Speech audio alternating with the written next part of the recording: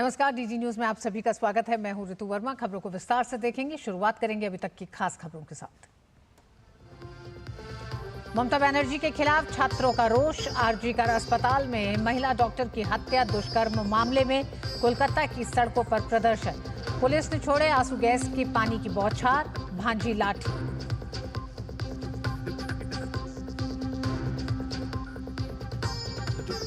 कोलकाता की किलेबंदी पर बिफरी भाजपा। कहा, महिला डॉक्टर को न्याय दिलाने में विफल सरकार। रोकने चली है छात्रों का शांतिपूर्ण प्रदर्शन। ममता को बताया असली तानाशाह। राज्य भाजपा ने 12 घंटे बंद का किया ऐलान।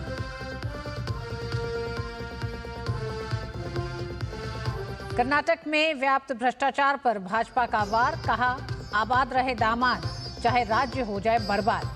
मल्लिकार्जुन खड़गे के बेटे दामाद बेटी के नाम पर आवंटित जमीनों पर पूछे सवाल। नैतिकता के आधार पर मांगा सिद्धारमैया से इस्तीफा।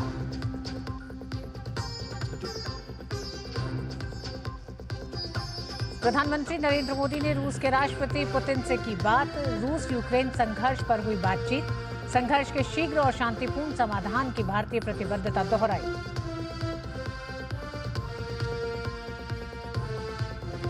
जम्मू कश्मीर विधानसभा चुनाव के लिए भाजपा ने जारी की तीसरी लिस्ट। कुल 45 उम्मीदवारों की लिस्ट हो चुकी है जारी। पहले चरण के लिए नामांकन का आज आखिरी दिन। 18 सितंबर को 24 सीट पर होगा मतदान।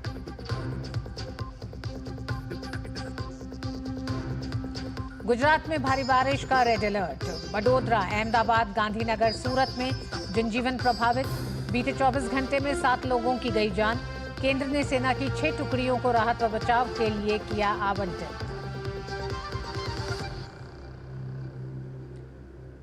और भाजपा 2 सितंबर से चलाएगी नए सिरे से विशेष सदस्यता अभियान। मौजूदा सदस्यों को भी दी जाएगी दोबारा सदस्यता। राष्ट्रीय अध्यक्ष जेपी नड्डा प्रधानमंत्री नरेंद्र मोदी को सदस्यता देकर करेंगे अभियान की शुरुआत।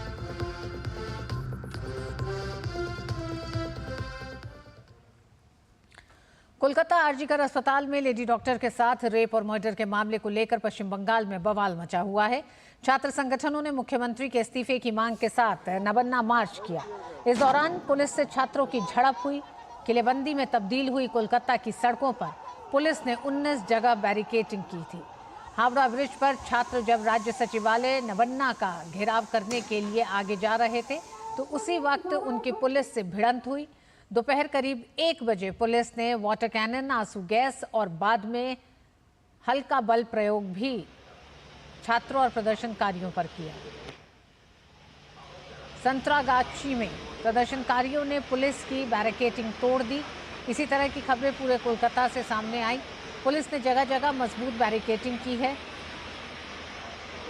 कंटेनर, कंक्रीट और लोहे के अस्थायी अवरोध रास्तों में लगाए हैं। सभी का मकसद था कि किसी भी तरह से छात्रों को नबन्ना भवन, जो कि राज्य सचिवालय है, वहां ना पहुंचने दिया जाए। पुलिस प्रशासन के मुताबिक छात्रों ने प्रदर्शन की जानकारी दी थी, लेकिन उन्हें अनुमति नहीं दी गई। ऐसे में छात्रों का प्रदर्शन कानून के मुताबिक नहीं है। पूरे घटनाक्रम पर भाजपा ने पलटवार किया है। पार्टी के प्रवक्ता गौरव भाटिया ने ममता सरकार को असली तानाशाह करार दिया। उन्होंने कहा कि निष्पक्ष जांच की मांग है कि ममता अपने पद से तत्काल इस्तीफा दें। भाजपा ने छात्रों के प्रदर्शन को संवैधानिक हक बताया। देश में कहीं तानाशाह है तो वो तानाशाह ममता बनर्जी हैं। आरजी कर मेडिकल कॉलेज में जिस तरह से एक जघन्य अपराध होता है, हमारी बहन, उनके साथ उनकी हत्या कर दी जाती है और बलात्कार होता है। ममता बनर्जी बिल्कुल स्पष्टता से एक स्टैंड लेती हैं कि वो आरोपियों के साथ खड़ी रहेंगी, उनको संरक्षण देंगी। और इस खबर पर हमारे साथ कोलकाता से जुड़ गए हैं प्रसन्नजीत। लगातार प्रदर्शनकारियों का प्रदर्शन जारी है और जिस तरह से पुलिस बल इस्तेमाल किया जा रहा है प्रदर्शनकारियों को रोकने के लिए, इस समय का अपडेट क्या है? ऋतु, सबसे पहले तो ये बता दूं कि कल पूरे प्रदेश में 12 घंटे के लिए हड़ताल की घोषणा की है भारतीय जनता पार्टी। जिस तरह से आज छात्र के ऊपर पुलिस ने अपना बल प्रयोग किए हैं, उसके जवाब में और उसके विरोध में 12 घंटे की सुबह 6 बजे से शाम को 6 बजे तक इस वक्त की ये ब्रेकिंग न्यूज है। अब अभी भी घेराबंदी करके पुलिस खड़े हुए हैं, लेकिन कल की तैयारी शायद इनको भी करना पड़ेगा दोबारा से, क्योंकि 12 घंटे की जो बंद है वो कल पूरे प्रदेश में मनाया जाएगा और बीजेपी की तरफ से मनाया जाएगा। अभी भी सरकार की तरफ से इस बंद के बारे में कोई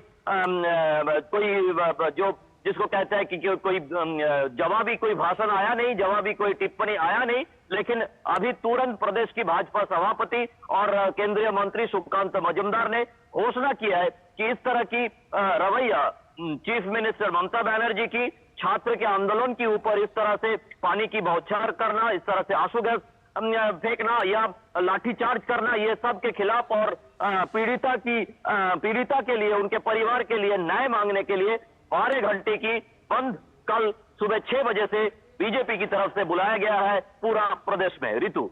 प्रसन्नजीत, आज जो प्रदर्शन जारी था सुबह से, अभी क्या स्थिति उसकी है? क्या प्रदर्शनकारियों को, उसमें से कुछ को जो हिरासत में लिया गया था, क्या ये प्रदर्शन खत्म हो चुका है? और कल जो 12 घंटे का प्रदर्शन है उसमें ये तमाम छात्र संगठन भी शामिल हो रहे हैं? पहली बात तो यह है कि अभी ये सच है कि अभी प्रदर्शन बंद हो गया है। वो पहले छात्र समाज की तरफ से जो भी टाइमिंग रखा गया था वो टाइमिंग भी खत्म है, लेकिन चिंता की बात यह है कि कुछ करीब कई सारे लोगों को हिरासत में लिया गया है। अब जैसे पुलिस की तरफ से बताया जा रहा था कि ये जो समावेश है, ये जो आंदोलन है, ये बेआईनी है। अगर किसी गलत तरीका के धारा लगा दे भारतीय न्याय संहिता की, ये इसमें थोड़ा सा चिंता है लोगों की, क्योंकि बीच में जितने सारे बाकी लोग थे जिनको पता नहीं चल रहा था, ये सबको हिरासत में लिया गया। इसके बारे में थोड़ा बहुत पता चला है। अब इन लोगों की कानूनी सलाह कौन देंगे, क्या करेंगे, ये हमें पता नहीं है, लेकिन ये हिरासत में है। और जो लोग लापता थे उनका भी पता चले है।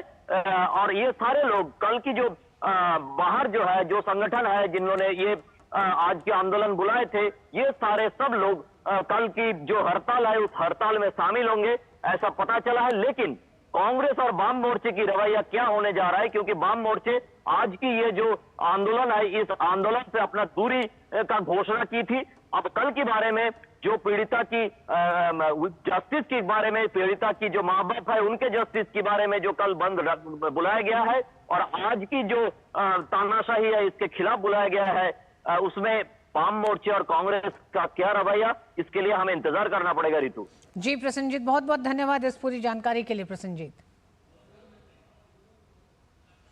और खबरों में आगे, राजधानी लखनऊ के जीपीओ पर स्थित गांधी प्रतिमा पर आज विभिन्न सामाजिक संगठनों ने कोलकाता में हुई महिला डॉक्टर के साथ दरिंदगी के विरोध में धरना प्रदर्शन किया और ममता बनर्जी और बंगाल सरकार का पुतला फूका। भाजपा नेत्री और सामाजिक कार्यकर्ता अपर्णा यादव के आह्वान पर किए गए इस प्रदर्शन में स्कूली छात्रों के द्वारा एक नाट्य भी प्रस्तुत किया गया। अपर्णा यादव ने कहा कि ये लड़ाई तब तक जारी रहेगी जब तक दोषियों को सजा नहीं मिल जाती। जिस प्रकार का आचरण है वहाँ की मुख्यमंत्री श्री ममता बनर्जी जी का, वो और भी ज़्यादा जो है खराब है। जिस प्रकार की उनकी भाषा थी, जिस प्रकार का उनका जो है प्रेशर देना है, जो विक्टिम्स की फैमिली है, आप उनसे उनका दर्द पूछ करके आइए कि वो कितने दुखी हैं, न्याय की गुहार लगा रहे हैं। जो भी आदमी उनसे बात कर रहा है उनकी एक ही शब्द है कि हमें न्याय चाहिए, वी वांट जस्टिस। इसीलिए बी अवेयर के माध्यम से आज मैंने सभी को उत्तर प्रदेश में सेंसिटाइज करने के लिए ये धरना दिया है। इसमें मेरे साथ स्कूल के बच्चे हैं, कई सारी महिलाएं हैं, और हम सब लोगों ने यहाँ पर इसी प्रकार से साइलेंट प्रोटेस्ट करने की घोषणा करी। और जम्मू कश्मीर नेशनल कॉन्फ्रेंस ने आगामी जम्मू कश्मीर विधानसभा चुनाव के लिए 32 उम्मीदवारों के नामों की घोषणा कर दी है। उमर अब्दुल्ला गांदरबल से और तनवीर सादिक जदीबल से चुनाव लड़ेंगे।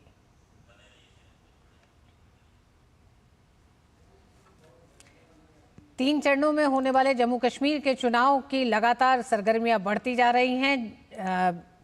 जम्मू कश्मीर नेशनल कॉन्फ्रेंस ने भी 32 उम्मीदवारों की लिस्ट जारी कर दी है और गांदरबल से उमर अब्दुल्ला चुनाव लड़ेंगे। साथ ही साथ इस चुनाव में एनसी और कांग्रेस का गठबंधन हुआ है। एनसी 50 और कांग्रेस 32 सीटों पर चुनाव लड़ेगी, वहीं 6 सीटों पर उनकी फ्रेंडली फाइट होगी। यानी इन सीटों पर दोनों ही पार्टियां अपने उम्मीदवार उतारेंगी। गंदेरबल को नेशनल कॉन्फ्रेंस का मजबूत गढ़ माना जाता है, क्योंकि इस सीट से अब्दुल्ला परिवार की 3 पीढ़ियों ने जीत दर्ज की है।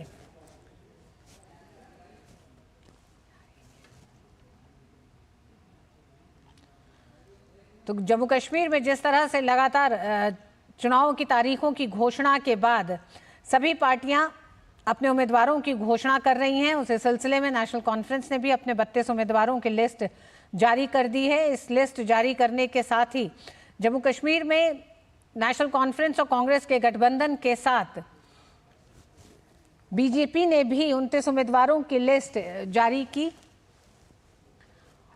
और जिस तरह से जम्मू कश्मीर में नेशनल कॉन्फ्रेंस ने अपनी लिस्ट जारी कर दी है, इस लिस्ट पर भी आगे बात करेंगे। लेकिन अब बढ़ते हैं कुछ और खबरों की तरफ। गुजरात में बारिश ने जीवन की रफ्तार थाम दी है। वडोदरा में भारी बारिश के कारण शहर के कई हिस्सों में जलभराव हुआ है। पिछले 24 घंटों में 7 लोगों की जान चली गई है। भारतीय मौसम विज्ञान विभाग ने राज्य में 29 अगस्त तक भारी से बहुत भारी बारिश की चेतावनी दी है। इस बीच केंद्र ने सेना की 6 टुकड़ियों को राहत व बचाव कार्य के लिए आवंटित किया है। वहीं विश्वामित्री नदी के उफान पर होने से वडोदरा के रिहायशी इलाकों में जलभराव की स्थिति पैदा हो गई है। लगातार भारी बारिश के कारण जलाशय और प्रतापपुरा जलाशय से पानी विश्वामित्री नदी में छोड़ा गया है। भारी बारिश के कारण वडोदरा के काशी विश्वनाथ महादेव मंदिर में जलभराव देखा गया। वहीं अरावली में भारी बारिश हो रही है। अहमदाबाद में तेज हवा और बारिश के कारण जूना वार्ड्स गांधी आश्रम रोड पर पेड़ गिरने से यातायात धीमा हुआ। पेड़ हटाने का काम जारी है। भारी बारिश के कारण गांधीनगर के कई हिस्सों में जलभराव देखा गया, जिस कारण यातायात बाधित हो रहा है। भारी बारिश के कारण अहमदाबाद में संत सरोवर बांध के 5 गेट खोले गए हैं। गुजरात के वडोदरा में 28 सेंटीमीटर बारिश हुई है। भारतीय मौसम विभाग ने बताया है कि आज सुबह 5:30 बजे तक गुजरात के विभिन्न इलाकों में भारी बारिश हुई है। वडोदरा राजकोट में 19 सेंटीमीटर, अहमदाबाद में 12 सेंटीमीटर, भुज और नालिया में 8 सेंटीमीटर, ओखा और द्वारका में 7 सेंटीमीटर तक बारिश हुई है। वहीं पोरबंदर में 5 सेंटीमीटर बारिश हुई है। भारी बारिश के कारण संत सरोवर बांध के 5 गेट खोले गए। और इस खबर पर मेघना हमारे साथ जुड़ गई हैं। मेघना, अगले 2 दिनों का भी अलर्ट जारी किया गया है। 6 सेना की टुकड़ियों को भी आवंटित किया गया है गुजरात के हालात को संभालने के लिए। क्या मौजूदा हालात दिख रहे हैं? आपके पीछे भी जितना जलभराव दिखाई दे रहा है, ऐसा लग रहा है कि सीधे सीधे लोगों के जीवन पे एक बड़ा असर दिख रहा है इस समय। बिल्कुल ऋतु, और इसका अंदाजा लगाया जा सकता है जब पूरे राज्य में तकरीबन 13 एनडीआरएफ की और 22 एसडीआरएफ की टीमों को तैनात किया गया है, उसके बावजूद केंद्र की तरफ से 6 आर्मी के कॉलम्स को यहाँ पर भेजा जा रहा है। और खास तौर पर सौराष्ट्र के इलाकों में इनकी डिप्लॉयमेंट की जाएगी, क्योंकि अगर हम देखें तो जो पूरा डिप्रेशन है वो सौराष्ट्र की तरफ ज्यादा मूव करता हुआ नजर आ रहा है। तो वहां पर अब और ज्यादा प्रभाव नजर आने की संभावना, या कह सकते हैं ज्यादा प्रभाव बारिश का वहां अब नजर आना शुरू हो जाएगा। मोरबी में सबसे ज्यादा बारिश हुई है, अगर देखें तो मोरबी सौराष्ट्र का इलाका है, वहां सबसे ज्यादा बारिश दर्ज की गई है। और अगर हम देखें तो इसमें एक ये खबर भी है कि गुजरात में एवरेज रेनफॉल जो है उसका तकरीबन 100% बारिश गुजरात में हो चुकी है। तो ये एक अच्छी बात है अगर हम डैम्स के और वाटर रिजर्वॉयर्स की बात करें। लेकिन कई डैम्स को हाई अलर्ट पर भी रखा गया है। तकरीबन 15 नदियां उफान पर है, ओवरफ्लो हो चुकी हैं। वडोदरा में जैसे विश्वामित्री नदी है, वहां पर पानी रेसिडेंशियल इलाकों में तक घुस चुका है। वहां पर भी स्थलांतरण चल रहा है लोगों का, इस काम को लगातार किया जा रहा है। अगर हम आज के डेटा तक देखें, आज दोपहर तक का जो डेटा था, 23,000 से अधिक लोगों का स्थलांतरण किया गया है।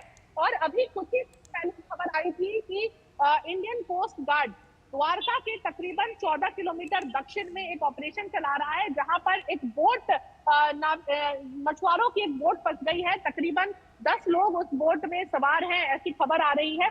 उनको रेस्क्यू करने के लिए इंडियन कोस्ट गार्ड एक ऑपरेशन चला रहा है। अब इसके बारे में भी और अपडेट जैसे हमें मिलेगा हम अपने दर्शकों तक पहुंचाएंगे।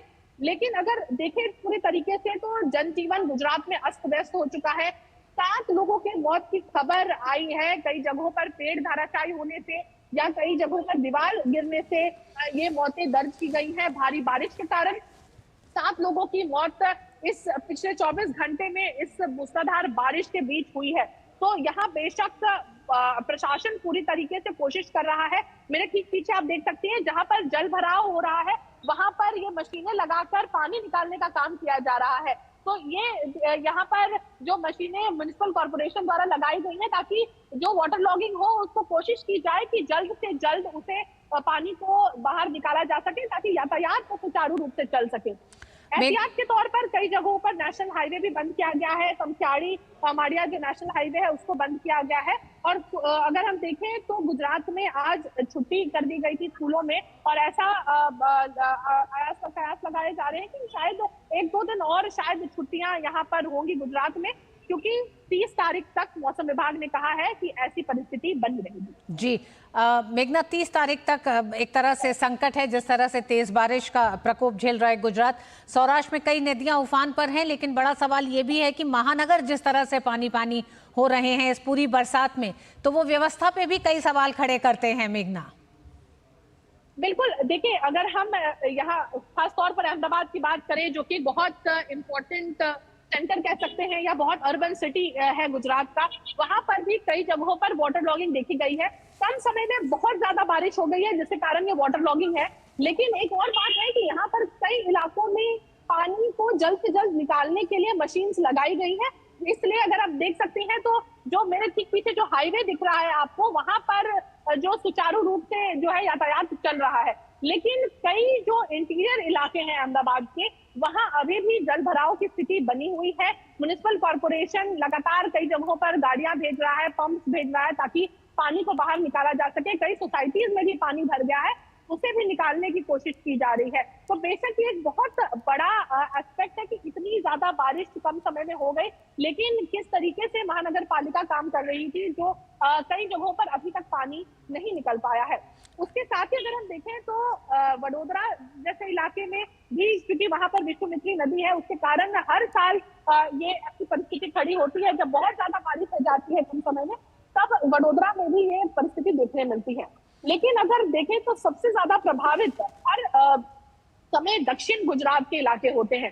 वलसाड, नवसारी, डांग, सूरत, ये जो इलाके हैं इनमें सबसे ज्यादा जो अगर देखें तो नदी के कारण हो या फिर डैम के जो दरवाजे खोले जाते हैं उसके कारण हो, काफी ज्यादा पानी लो लाइन इलाकों में, निचले इलाकों में भर जाता है।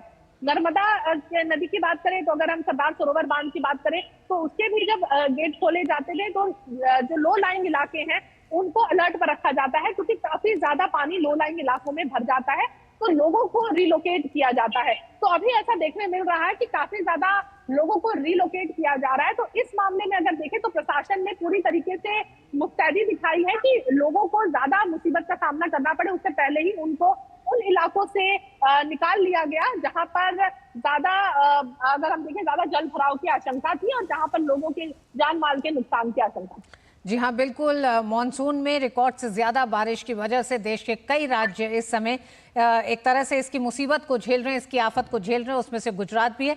बहुत बहुत धन्यवाद मेघना पूरी जानकारी के लिए अहमदाबाद से। वक्त एक छोटे से ब्रेक का।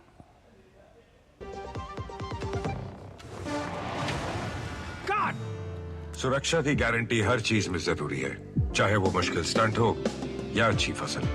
इसलिए ले आइए IIL के ट्रैक्टर ब्रांड का शिनबा, जो देता है सुंडी और ट्रिप से सुरक्षा की गारंटी। बात जब पीढ़ियों के लिए बनने वाले घर की हो तो जिम्मेदारी बड़ी हो जाती है। गैलेंट समझता है ये जिम्मेदारी। अब MM रिब्स के साथ गैलेंट एडवांस TMT रीबार, निर्माण का रियल हीरो। ऐसी जान जो है सारे घर की दुलारी, उसकी सुरक्षा और स्वास्थ्य है हम सब की जिम्मेदारी। 5 साल से कम उम्र के बच्चों को दस्त से बचाने के लिए तैयार है परिवार। रक्षा, रोकथाम और उपचार। रक्षा के लिए 6 महीने तक बच्चे को सिर्फ माँ का दूध पिलाएं। रोकथाम मतलब साफ घर, साफ टॉयलेट और साफ बर्तन, और खाना बनाने से पहले और शौच या मल साफ करने के बाद हाथ अच्छे से धोएं। उपचार के लिए जब बच्चे को दस्त लगे तो उसे तुरंत ORS का घोल पिलाएं और 2 हफ्ते तक जिंक की गोली दें। दस्त होते ही अपने नजदीकी स्वास्थ्य केंद्र से जल्द संपर्क करें। ORS और जिंक की गोलियां स्वास्थ्य केंद्र पर निशुल्क उपलब्ध हैं। जब बच्चे स्वस्थ रहेंगे तो हंसते मुस्कुराते रहेंगे। याद रहे, दस्त के विरुद्ध तैयार है परिवार। रक्षा, रोकथाम और उपचार।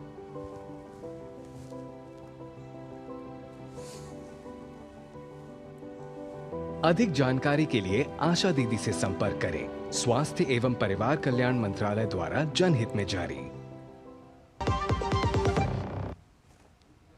आबकारी नीति मामले में बीआरएस नेता के कविता को सुप्रीम कोर्ट से सशर्त जमानत मिल गई। सुप्रीम कोर्ट ने के कविता को ईडी और सीबीआई दोनों मामलों में 10-10 लाख रुपए का जमानत बॉन्ड भरने, सबूतों से छेड़छाड़ न करने और गवाहों को प्रभावित न करने की शर्त पर जमानत देने का निर्देश दिया है। इसके अलावा के कविता को अपना पासपोर्ट जमा करना होगा और समय समय पर जांच एजेंसी को रिपोर्ट करना होगा।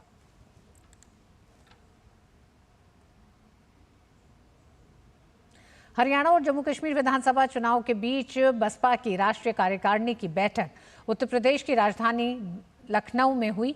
एक बार फिर से बसपा सुप्रीमो मायावती राष्ट्रीय अध्यक्ष चुनी गई। राष्ट्रीय कार्यकारिणी की बैठक में आगामी चुनावों की तैयारी पर चर्चा होगी। बैठक में चुनाव प्रचार की रणनीति पर भी चर्चा होगी। गौरव भाटिया ने कर्नाटक की कांग्रेस सरकार द्वारा हुए भ्रष्टाचार को लेकर कहा कि सिद्धारमैया ने जनता के लिए कार्य नहीं किए, बल्कि मात्र अपने परिवार को लाभ पहुंचाया है। कर्नाटका में हमने देखा किस तरह से पहले मुख्यमंत्री सिद्धारमैया, उनकी नाक के नीचे मूडा स्कैम होता है। इसके साथ वाल्मीकि डेवलपमेंट कॉरपोरेशन स्कैम होता है। मूडा स्कैम में मुख्यमंत्री सिद्धारमैया जी को सुनिश्चित यह करना था कि वहां कर्नाटका की आबादी के लिए हित करे, वो अपने परिवार का हित कर रहे थे। कर्नाटक भाजपा के अध्यक्ष विजयेंद्र येदियुरप्पा ने प्रियंक खड़गे से पूछा है कि करोड़ों की जमीन उन्हें कैसे मिली। 5 acres of civic amenities plot, the plot which is right next to Bangalore International Airport. This plot is worth crores. It's very valuable land. My question is, if at all government wanted to allot this property, how many applicants were there who were interested in the CA plot? Why only Kharge Family's Trust was chosen for the allotment? Priyanka खड़गे ने जवाब में कहा है कि ये जमीन कारोबारी नहीं है, न ही मुनाफे के लिए है। BJP can say what they want, but they also have to tell in front of the people, right? How is this illegal or what is illegal about it? Okay, it's a CA site. The half-wit BJP is not even able to understand it is not an industrial plot meant for industry. It is not for profit. It's an educational thing. And very clearly, the trust which has been there for more than 2 decades have been running educational institutions, and that is what it is for. And CA sites, I am not sure if BJP knows the law of the land, CA sites are bought. They are not either auctioned, nor are they subsidized, nor has the trust asked for any deferred payment. Rajesh Raj हमारे साथ इस खबर पे जुड़ गए हैं। राजेश, प्रियंक खड़गे का कहना है कि भारतीय जनता पार्टी को इस पूरे मामले की पूरी जांच ही नहीं है, यानी कि वो जमीन पे क्या कानून काम करता है इसकी भी जानकारी नहीं है। क्या जवाब भारतीय जनता पार्टी का है? क्योंकि आरोप जो लगाए भारतीय जनता पार्टी ने, उसमें प्रियंक खड़गे, मल्लिकार्जुन खड़गे, सबका इस्तीफा भी भारतीय जनता पार्टी ने मांग लिया।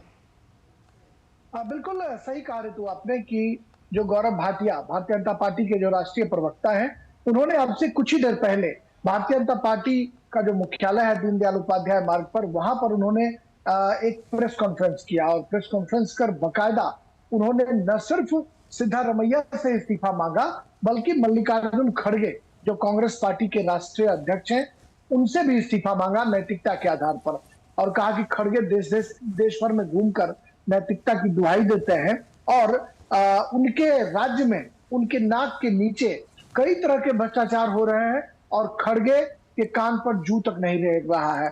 और उन्होंने स्पष्ट तौर पर यह आरोप लगाया एक ट्रस्ट का हवाला देते हुए कि उस ट्रस्ट में सिर्फ उनके परिवार के लोग हैं और उस परिवार ने बहुत सारे जमीन जो है वो हथियाने के काम किए हैं और उस ट्रस्ट में बकायदा प्रियंक खड़गे जो उनके पुत्र हैं उनका भी नाम है और सिर्फ उनके परिवार के लोग ही उस खड़गे ट्रस्ट के हिस्सा है। लिहाजा जो जमीन की बात खड़गने की बात कर रहे हैं प्रियंक खड़गे, वो कहीं ना कहीं हथियाने का आरोप जो है गौरव भाटिया लगा रहे हैं। गौरव भाटिया कानूनी मामलों के जानकार भी हैं, वो सुप्रीम कोर्ट में वकील भी हैं और उन्होंने साफ तौर पर यह कहा है कि जो भ्रष्टाचार की खबरें लगातार छन छन कर आ रही हैं, ऐसे में मल्लिकार्जुन खड़गे को और कर्नाटका के मुख्यमंत्री दोनों को इसमें इस्तीफा देना चाहिए।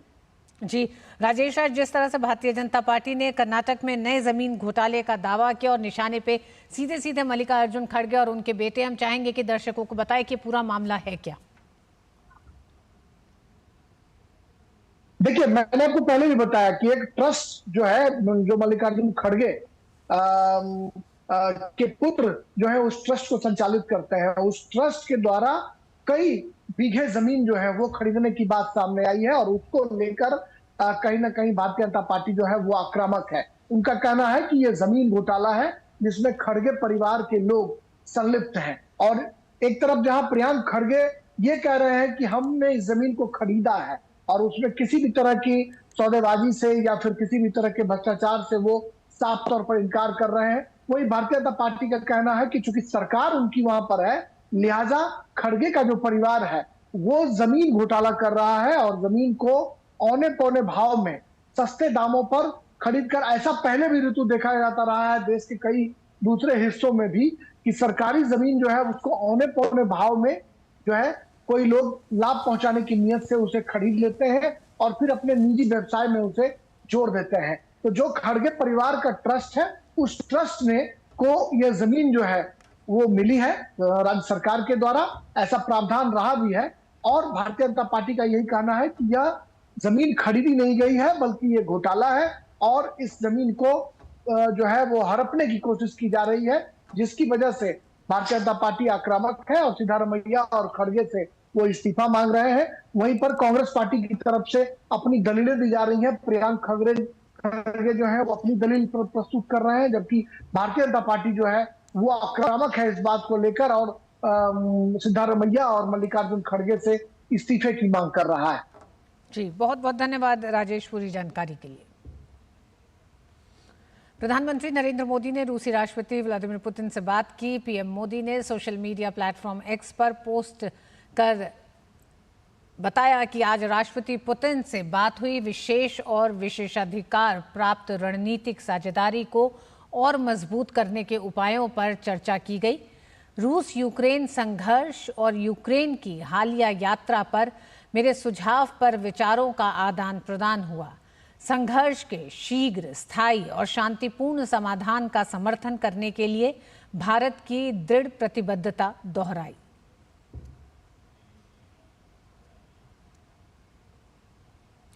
केरल के मुख्यमंत्री पिनराई विजयन ने आज दिल्ली में प्रधानमंत्री नरेंद्र मोदी से मुलाकात की। केरल सीएमओ के मुताबिक बैठक में वायनाड के पुनर्वास पर चर्चा की गई। राज्य सरकार ने केंद्र द्वारा मांगे गए एक अतिरिक्त विस्तृत ज्ञापन भी प्रस्तुत किया है।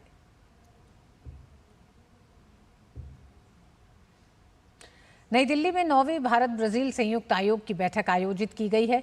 बैठक में विदेश मंत्री डॉक्टर एस जयशंकर ने ब्राजील के विदेश मंत्री मोरो विएरा के साथ द्विपक्षीय बैठक और प्रतिनिधिमंडल स्तर की वार्ता की। इस मौके पर विदेश मंत्री डॉक्टर एस जयशंकर ने कहा कि पिछले कुछ वर्षों में दोनों देशों के बीच संबंध गहरे और विविधतापूर्ण हुए हैं, जो रक्षा, अंतरिक्ष सुरक्षा, व्यापार, निवेश, तेल और प्राकृतिक गैस, जैव ईंधन, कृषि, पशुपालन, खाद्य प्रसंस्करण, चिकित्सा, विज्ञान, प्रौद्योगिकी, संस्कृति और लोगों के बीच संबंधों तक बहुत व्यापक क्षेत्र में फैले हैं। Excellency, let me welcome you and your delegation again to India, and I look forward today to a very productive meeting of the Joint Commission. Let me also begin by congratulating Brazil for conducting the G20 meeting successfully and also on the first ministerial consensus document realized during the G20 Development Working Group ministerial meeting.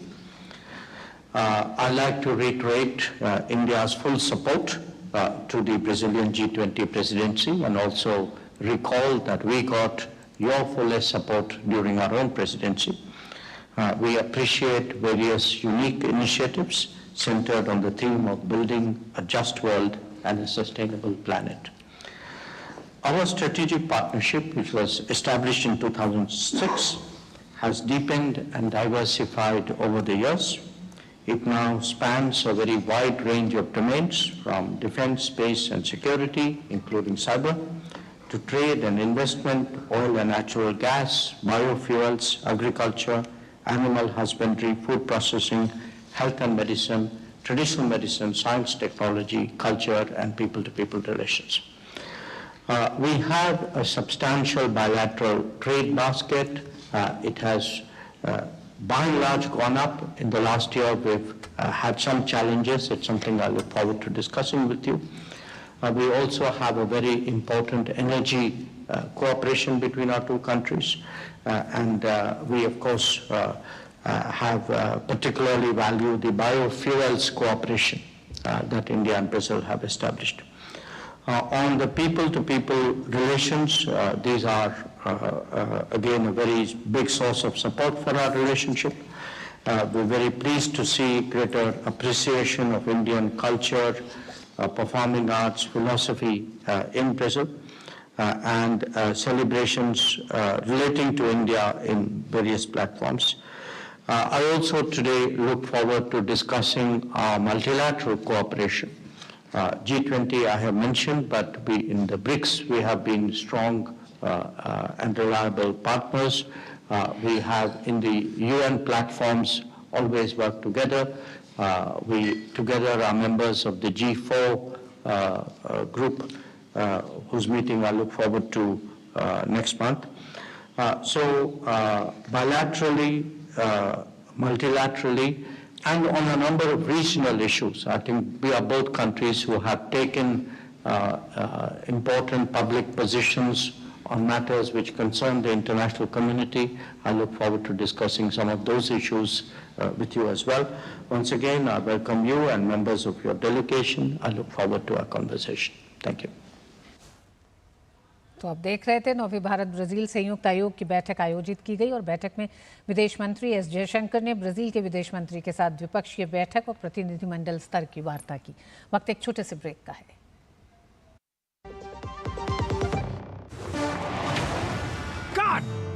सुरक्षा की guarantee हर चीज में जरूरी है, चाहे वो मुश्किल stunt हो या अच्छी फसल। इसलिए ले आइए IIL के ट्रैक्टर ब्रांड का शिनबा, जो देता है सुंडी और ट्रिप से सुरक्षा की गारंटी। बात जब पीढ़ियों के लिए बनने वाले घर की हो तो जिम्मेदारी बड़ी हो जाती है। गैलेंट समझता है ये जिम्मेदारी। अब डबल M रिब्स के साथ गैलेंट एडवांस TMT रीबार निर्माण का रियल हीरो। भारत में सालाना हजारों लोग हाथी पांव नाम की बीमारी की चपेट में आकर जीवन भर के लिए अपाहिज हो जाते हैं। हाथी पांव एक मच्छर के काटने से फैलता है। हाथी पांव का कोई इलाज नहीं है। साल में सिर्फ एक बार सरकार द्वारा दी हुई मुफ्त दवाएं खाएं और इस बीमारी से अपने आप को और अपने परिवार को बचाएं। 10 अगस्त को हाथी पांव से बचाव की दवा अवश्य खाएं। अपने आप को और अपने परिवार को इस दर्दनाक बीमारी से बचाएं। भारत सरकार द्वारा जनहित में जारी। झारखंड के पूर्व मुख्यमंत्री चंपई सोरेन ने भाजपा में शामिल होने का फैसला किया है। उन्होंने प्रधानमंत्री पर विश्वास जताते हुए कहा कि वह 30 अगस्त को भाजपा में शामिल होंगे। दिल्ली में गृह मंत्री अमित शाह से मुलाकात के बाद चंपई सोरेन के बीजेपी में शामिल होने पर फैसला हुआ। हमने कुछ नया अध्याय शुरू किया है और नया अध्याय पहले तो सोचा था हम संन्यास ले लेंगे, बाद में जनता कार्यकर्ता उसका हौसला उसका मांग, तब हम बोला सक्रिय रूप से राजनीतिक में ही रहूंगा। पहले तो हम सोचा था संगठन बनाएंगे नया, समाज का कमी और झारखंड प्रदेश का कुछ अलग ही परिस्थिति है। हम बड़ा मंथन करने के बाद देश का प्रधानमंत्री, माननीय प्रधानमंत्री का उनका ऊपर विश्वास किया, गृह मंत्री अमित शाह के ऊपर विश्वास हमारा बढ़ गया और भारतीय जनता पार्टी में शामिल होने का हमने निर्णय ले लिया। भारत ने एमपॉक्स से लड़ने के लिए अपनी स्वदेशी RT-PCR परीक्षण किट विकसित की है। इसे केंद्रीय औषधि मानक नियंत्रण संगठन CDSCO द्वारा अनुमोदित किया गया है। सीमेंस हेल्थनियर्स द्वारा IMDX एमपॉक्स डिटेक्शन RT-PCR परख को केंद्रीय औषधि मानक नियंत्रण संगठन से विनिर्माण की मंजूरी मिल गई है। ये मेक इन इंडिया पहल के लिए एक महत्वपूर्ण उपलब्धि है और एमपॉक्स सार्वजनिक स्वास्थ्य आपातकाल के खिलाफ लड़ाई में एक महत्वपूर्ण प्रगति है। सीमेंस हेल्थकेयर प्राइवेट लिमिटेड के अनुसार परीक्षण के परिणाम 40 मिनट में उपलब्ध होंगे। हालांकि पारंपरिक तरीकों में 1 से 2 घंटे लग जाते हैं। ऐसे में स्वदेश निर्मित किट से होने वाली जांच रिपोर्टिंग के लिए टर्नअराउंड समय को कम करेगी, जिससे मरीज को त्वरित उपचार मिलने में भी मदद मिलेगी। बता दें कि दुनिया भर में इन दिनों एमपॉक्स का खतरा मंडरा रहा है। कई देशों में फैल चुकी इस बीमारी को विश्व स्वास्थ्य संगठन WHO ने अंतर्राष्ट्रीय चिंता का दूसरा सार्वजनिक स्वास्थ्य आपातकाल घोषित किया है। इस वायरस का नया स्ट्रेन क्लैड 1 अधिक संक्रामक माना जाता है और इसकी मृत्यु दर अधिक है।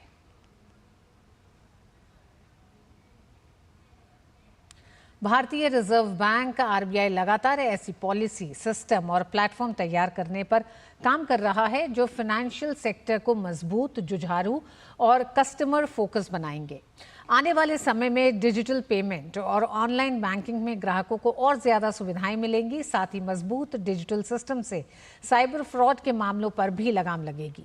केंद्रीय बैंक की स्थापना के 90 वर्ष पूरे होने में बैंगलोर में आयोजित वैश्विक सम्मेलन में कई आर्थिक विषयों पर गंभीर चर्चा और मंथन हुआ। आइए देखते हैं ये रिपोर्ट। भारतीय रिजर्व बैंक वित्तीय क्षेत्र को मजबूत और ग्राहक केंद्रित बनाने के लिए लगातार नई नई नीतियां, सिस्टम और प्लेटफॉर्म तैयार करने में लगा हुआ है। RBI के 90वीं वर्षगांठ के मौके पर बंगलुरु में आयोजित एक वैश्विक सम्मेलन में रिजर्व बैंक ऑफ इंडिया के गवर्नर शक्तिकांत दास ने RBI के सफर को शानदार बताया। डिजिटल पब्लिक इंफ्रास्ट्रक्चर और उभरती प्रौद्योगिकी विषय पर आयोजित सम्मेलन में दुनिया भर के आर्थिक संस्था से जुड़े लोगों को संबोधित करते हुए उन्होंने कहा कि RBI लगातार अपने सफर को बेहतर बना रहा है। We are celebrating the 90th year of the Reserve Bank of India in the current financial year. This global conference on digital public infrastructure and emerging technologies is among the marquee events that we are organizing to commemorate this significant milestone of the Reserve Bank of India's journey. RBI governor ने digital public infrastructure की जमकर तारीफ की। उन्होंने कहा कि DPI ने भारत को एक दशक में वित्तीय समावेशन हासिल करने में सक्षम बनाया है, वरना इसमें कई साल लग सकते थे। उन्होंने वित्तीय संस्थानों को आर्टिफिशियल इंटेलिजेंस से जुड़े जोखिमों के प्रति सचेत रहने को भी कहा। The important role that digital public infrastructure has played in India's digitalization process and its contribution to inclusivity in Indian society and the economy. India's experience provides an effective digitalization strategy for public authorities, including central banks. RBI जल्द ही ऋण की सुविधा के लिए देश भर में unified landing interface ULI शुरू करने की तैयारी में है। इसके जरिए किसानों और MSME को बिना किसी बाधा के ऋण उपलब्ध हो सकेगा। यह प्लेटफॉर्म विभिन्न राज्यों के भूमि रिकॉर्ड सहित कई डेटा सेवा प्रदाताओं से ऋणदाताओं तक सुगम और सहमति आधारित डिजिटल जानकारी की सुविधा प्रदान करेगा। इससे खास तौर पर छोटे और ग्रामीण क्षेत्रों में कर्ज लेने वाले लोगों को ऋण मंजूरी में लगने वाला समय भी कम होगा। आरबीआई गवर्नर शक्तिकांत दास ने कहा कि ग्राहक के वित्तीय और गैर वित्तीय डेटा तक पहुंच को डिजिटल बनाकर ईवेलाई से विभिन्न क्षेत्रों में एक विशेष रूप से कृषि और एमएसएमई उधारकर्ताओं के लिए ऋण की बड़ी अधूरी मांग को पूरा करने की उम्मीद है। उन्होंने कहा कि सही समय पर ईवेलाई सिस्टम को लॉन्च किया जाएगा। By digitizing access to customers' financial and non-financial data that otherwise resided in disparate silos, ULI, that is Unified Lending Interface, is expected to cater to large unmet demand for credit across various sectors, particularly for agricultural and MSME borrowers. Based on our experience from the pilot project, a nationwide launch of the ULI will be done in due course. वैश्विक सम्मेलन में central bank digital currency CBDC पर भी मंथन किया गया। हालांकि RBI governor ने कहा कि CBDC को लागू करने में कोई जल्दीबाजी नहीं होनी चाहिए, क्योंकि उपयोगकर्ताओं, मौद्रिक नीति, वित्तीय प्रणाली और अर्थव्यवस्था पर इसके प्रभाव की व्यापक समझ को जानना जरूरी है। वहीं सम्मेलन में AI का मॉडलों के प्रशिक्षण में उपयोग किए जा रहे डेटा की प्रामाणिकता, पूर्वाग्रहों की संभावना, डेटा गोपनीयता की चिंताओं की सावधानीपूर्वक जांच करने की आवश्यकता पर भी जोर दिया गया। Bureau report, DT news. Malayalam film industry में शोषण को लेकर जस्टिस हेमा कमेटी की रिपोर्ट और अभिनेत्रियों के खुलासे के बाद केरल में सियासत गर्मा गई है। राज्य में पिनाराई विजयन सरकार के खिलाफ जगह जगह विरोध प्रदर्शन हो रहे हैं। इस बीच रिपोर्ट आने के एक सप्ताह के भीतर 2 फिल्मी हस्तियों ने मलयालम मूवी आर्टिस्ट एसोसिएशन पद से इस्तीफा दे दिया है। मलयालम फिल्म उद्योग में महिलाओं के साथ चौंकाने वाला भेदभाव, शोषण और यौन उत्पीड़न का खुलासा करने वाली जस्टिस हेमा समिति की रिपोर्ट पर केरल की फिल्म इंडस्ट्री और सियासी गलियारे में भूचाल आ गया है। मलयालम फिल्म उद्योग में महिलाओं के साथ चौंकाने वाले भेदभाव, शोषण और यौन उत्पीड़न का खुलासा करने वाली जस्टिस हेमा समिति की रिपोर्ट पर केरल की फिल्म इंडस्ट्री और सियासी गलियारे में भूचाल आ गया है। कई अभिनेत्रियां सिनेमा जगत की जानी मानी हस्तियों पर यौन उत्पीड़न के आरोप लगा रही हैं। वरिष्ठ मलयालम अभिनेता सिद्दीकी ने एक अभिनेत्री द्वारा लगाए गए आरोपों के बाद association of Malayalam movie artists AMMA के महासचिव के रूप में अपना पद छोड़ दिया है। जाने माने फिल्म निर्माता रंजीत को भी केरल चलचित्र अकादमी के अध्यक्ष पद से हटना पड़ा। CPIM के विधायक M मुकेश और अभिनेता जय सूर्या समेत कई मशहूर हस्तियों पर आरोपों के बाद राज्य भर में जगह जगह विरोध प्रदर्शन किए जा रहे हैं। कोल्लम में भाजपा और कांग्रेस दोनों ही दलों ने विरोध मार्च निकाला। भाजपा नेता V मुरलीधरन ने राज्य सरकार पर शोषण के आरोपियों को बचाने का आरोप लगाया है। The victims of the sexual harassment in the Malayalam film industry have come out openly. It's more than 48 hours that these statements have been made in public. But the police or the government has not decided till now to register the FIR. Government is trying to protect the people who have been accused of such harassment. विपक्ष के नेता VD Satheesan ने राज्य के संस्कृति मंत्री साजी चेरियन के इस्तीफे की मांग की है। सतीशन ने पीड़ितों का अपमान करने और आरोपियों को बचाने का आरोप लगाया है। Government has been hiding the report for the last nearly 5 years. In the report, so many actresses, those who are working in the field of film, Malayalam film, they made their complaints to the committee. From the report itself, it is very clear that a series of offences have been committed, already committed. Unfortunately, government is not ready to investigate into the allegations in the Justice Hema Committee. That itself is very clear that government is trying to save the culprits. They are trying to protect the culprits. South cinema के superstar Prithviraj Sukumaran ने justice Hema committee की report पर कार्रवाई की उम्मीद जताई है। All of them need to be taken into account quite seriously. Absolutely. I mean, if allegations have been made, thorough investigations need to be followed up with. And if these investigations lead to the allegations being proven right, proven correct, there has to be exemplary punishment handed out. On the other hand, if the allegations are false, even then there will have to be exemplary punishments handed out on the other side of it. Either way, these allegations need to be treated with the utmost seriousness, and I truly hope that this is the beginning of a process that will clear up all the murk that there is in front of us. Kerala के राज्यपाल आरिफ मोहम्मद खान ने कहा, अब तक इस मामले में कोई शिकायत नहीं मिली है। उन्होंने कहा कि मुख्यमंत्री ने पहले इस बात की घोषणा की है कि शिकायत दर्ज होने के बाद कानून अपना काम करेगा। Chief Minister has already announced that if people come forward with the specific complaints, then law will take its course. Malayalam cinema में महिलाओं के शोषण को लेकर जस्टिस हेमा कमेटी की रिपोर्ट ने केरल की वामपंथी सरकार को बेनकाब करने का काम किया है। अब जबकि पीड़ित अभिनेत्रियां खुलकर सामने आ रही हैं, तो उम्मीद की जा रही है कि इंडस्ट्री में उत्पीड़न मुक्त वातावरण बनाने के लिए विजयन सरकार सख्त कार्रवाई जरूर करेगी। Bureau report, DD news. Delhi के अशोक विहार फेज 2 स्थित वैष्णवी पार्क का उद्घाटन उपराज्यपाल वीके सक्सेना ने किया। पिछले साल दिसंबर में इस पार्क की नींव उपराज्यपाल ने रखी थी। तब पार्क के आसपास में काफी गंदगी थी। 10 एकड़ में फैले इस पार्क को 5.5 करोड़ रुपए की लागत से दिल्ली विकास प्राधिकरण ने विकसित किया है। पार्क को सुंदर पौधों से सजाया गया है। पलाश जैसे पेड़ लगाए गए हैं।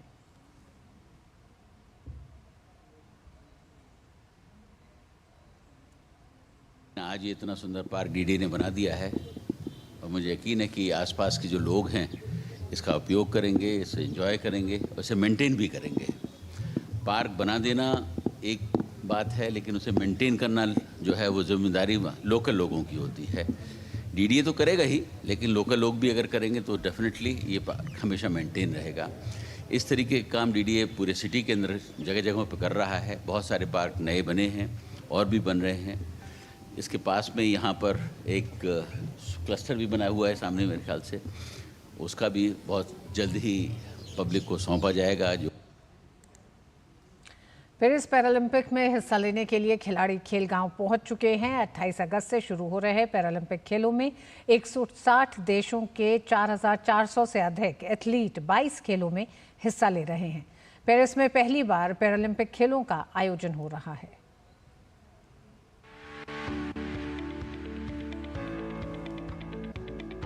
पेरिस ओलंपिक के बाद अब बारी है पेरिस पैरालंपिक खेलों की। पेरिस पैरालंपिक खेलों में 171 देशों के 4,400 से अधिक पैरा एथलीट 12 दिनों तक पदक के लिए जोर आजमाइश करते दिखाई देंगे। पेरिस में पहली बार पैरालंपिक खेलों का आयोजन हो रहा है। पेरिस में बना पैरालंपिक खेल गांव सभी पैरा एथलीटों के लिए एक आदर्श घर है। सेंट डेनिस में बनाए गए इस खेल गांव की दीवारों पर पैरालंपिक खेलों के शुभंकर की तस्वीरों को लगाया गया है। इस खेल गांव को पैरा एथलीटों की जरूरतों के हिसाब से डिजाइन किया गया है और खिलाड़ियों को सभी सुविधाएं दी गई हैं। सार्वजनिक स्थान, सड़क, फुटपाथ और क्रॉस वॉक में जरूरी बदलाव किए गए हैं ताकि पैरा एथलीटों को आने जाने में आसानी रहे। गांव में एथलीटों को घूमने में मदद करने के लिए बग्गी की भी व्यवस्था है। एथलीटों के लिए सुविधाजनक बिस्तरों और बाथरूम के साथ अनुकूलित फ्लैट भी उपलब्ध हैं। यह पैरालंपिक गांव एक बहुत ही महत्वपूर्ण विरासत छोड़कर जाने वाला है। यह दिव्यांग लोगों के लिए डिज्नीलैंड जैसा है, जहां हर चीज के लिए एक योजना बनाई गई है और छोटी से छोटी बात पर भी ध्यान दिया गया है। हर बात पर विचार किया गया है ताकि पैरा एथलीट भी अन्य लोगों की तरह समान अनुभव का आनंद ले सके। कुछ बहुत ही ठोस उदाहरण है, जैसे कि बालकनियाँ। अक्सर बालकनी पर जाने के लिए आपको बालकनी के किनारे से बाहर निकलने के लिए कदम बढ़ाना पड़ता है, लेकिन यहाँ ऐसा बिल्कुल नहीं है। सब कुछ एक ही स्तर पर है, इसलिए आप अपनी व्हीलचेयर या किसी ऐसे व्यक्ति के साथ बालकनी में कॉफी पी सकते हैं जिसके पास कृत्रिम अंग है। पैरालंपिक के दौरान खिलाड़ियों की सुविधा के लिए पहली बार खेल गांव में कृत्रिम अंग, ऑर्थोटिक्स और व्हीलचेयर मरम्मत केंद्र बनाया गया है। इस केंद्र में खेलों के दौरान लगभग 2000 मरम्मत कार्य किए जाने की उम्मीद है। खेल गांव के निदेशक ने कहा कि ओलंपिक के दौरान कोई बड़ी समस्या सामने नहीं आए और दोनों आयोजनों के बीच बहुत कम मरम्मत कार्य करने पड़े। बेडरूम में सैन हमने ऐसा फर्नीचर लगाया है जो व्हील चेयर उपयोगकर्ताओं के लिए भी सुलभ है, जिसमें विशेष ऊंचाई पर एक बिस्तर भी शामिल है। बेशक ये बेड कार्डबोर्ड के हैं, लेकिन इन्हें उचित ऊंचाई पर बनाया गया है ताकि खिलाड़ी आसानी से अपनी व्हील चेयर से बिस्तर पर आ सके। घरों के डिजाइन के लिए भी यही बात लागू होती है। शुरू से ही डेवलपर्स ने फ्लैट को सही ऊंचाई पर बिजली के सॉकेट के साथ बनाया, न कि बहुत कम ऊंचाई पर। यह उन कुछ उदाहरणों में से एक है जिसने हमें पैरालंपिक एथलीटों की आवश्यकताओं को पूरा करने वाले फ्लैट्स उपलब्ध कराने में सक्षम बनाया है। पैरालंपिक विलेज में कई प्रकार की सुविधाएं उपलब्ध हैं, जिनमें भोजन के लिए एक बड़ा रेस्टोरेंट, एक विशाल खेल हॉल, कई खेलों के लिए प्रशिक्षण मैदान, एक पैरा क्लिनिक, प्रार्थना कक्ष और एक एंटी डोपिंग केंद्र शामिल है। पैरालंपिक खेल 8 सितंबर को संपन्न होंगे। Sports desk, DD news. और देश में पहली गोल्फ इंडिया लेजेंड्स चैंपियनशिप की शुरुआत होने जा रही है। ये चैंपियनशिप उत्तर प्रदेश के ग्रेटर नोएडा स्थित जेपी ग्रीन्स पर 28 सितंबर से 1 सितंबर तक 28 अगस्त से 1 सितंबर तक खेली जाएगी। वहीं ज्योति रंधावा ने कहा है कि ये प्रतियोगिता उनके लिए दूसरी पारी की शुरुआत है। उन्होंने बात की हमारे संवाददाता मुकेश शुक्ला से। इंडियन लेजेंड गोल्फ चैंपियनशिप की शुरुआत होने वाली है। हमारे साथ हैं ज्योति रंधावा, जो बहुत बड़े गोल्फर है इंडिया के लिए और शानदार तरीके से उन्होंने अपने टेन्योर में खेला। ज्योति जी, कितना बड़ा ये मुकाम है? एक बार फिर से आपने कहा सेकंड इनिंग की शुरुआत होने वाली है। जी हाँ, ये पहली बार हो रहा है कि इंडिया में एक गोल्फ चैंपियनशिप ओवर 50 ईयर्स हो रही है। HSBC स्पॉन्सर हैं और आई थिंक ये बहुत अच्छा स्टेप है गोल्फ को प्रमोट करने को इस कंट्री में, क्योंकि एथलीट की उम्र में एक टाइम आता है जहाँ पे वो अपने आप को उतना यंगस्टर के साथ उतना कम्पीट नहीं कर पाता। एंड 50 के बाद आपको एक और अपॉर्चुनिटी मिली है खेलने की, कमाने की और अपना देश का नाम रोशन करने के लिए। तो ये बहुत अच्छी चीज़ है कि ये स्टार्ट हुआ है। हमारे काफ़ी प्लेयर हैं जो 45-50 के बाद खेल नहीं पा रहे, पर वो खेल सकते हैं। तो ये एक अपॉर्चुनिटी उनको ऐसी मिली है और ऐसा मकाम मिला है कि आने वाले दौर में 50+ के भी लोग खेल के और दुनिया में जाके अपना नाम कमा सकते हैं। इंडिया एक सुपर हब बनने को है वर्ल्ड में देखें तो स्पोर्ट्स को लेकर के। क्या वाकई मानते हैं कि पोटेंशियल है हमारे पास और इतनी बड़ी आबादी में हम इसको पूरा कर सकते हैं? हमारे पास ऐसे एथलीट, ऐसे गोल्फर हैं। जी डेफिनेटली। अगर आप 25-30 साल पहले जाओ, जब मैं खेलता था, तो अगर आप गोल्फ को जाएंगे तो आपको 3 या 4 यंगस्टर या जूनियर खेलते थे और मैं उनमें से एक था। और कोई अगर पूछता था कि आप गोल्फ खेल रहे हैं, ये क्या है, तो बोलते थे ये तो ओल्ड मैन स्पोर्ट है। एंड वाकई में इट्स ओल्ड मैन स्पोर्ट ना। 50 के बाद ऐसा एक स्टेज आ गया कि आप इसको बचपन से लेके अब तक खेल सकते हैं। तो वही नहीं, जब अब मैं किसी गोल्फ कोर्स में जाता हूँ तो हज़ारों यंगस्टर खेल रहे हैं, हज़ारों लोग खेल रहे हैं। गोल्फ एक पैशन बन गया है, एक स्पोर्ट बन गया है। तो आई थिंक इट्स ग्रेट। और ये 50 की उम्र के बाद तुम्हें एक और चांस मिला खेलने का, तो आई थिंक इट्स वंडरफुल। जिस तरह से न्यूजीलैंड के प्लेयर्स भी यहाँ पर आए, उन्होंने कहा कि या तो रग्बी बड़ा फेमस था या क्रिकेट बड़ा फेमस था। गोल्फ को फेमस करने के लिए ऐसी कंट्रीज़ को भी एक अच्छा यहाँ से पुश मिलेगा। अगर इंडिया में जो ये स्टार्ट हुआ है उनके लिए भी एक बड़ी अपॉर्चुनिटी है। हाँ डेफिनेटली। सी हमारा जैसे कंट्री अब ग्रो कर रहा है, very soon will be the 3rd largest economy in the world.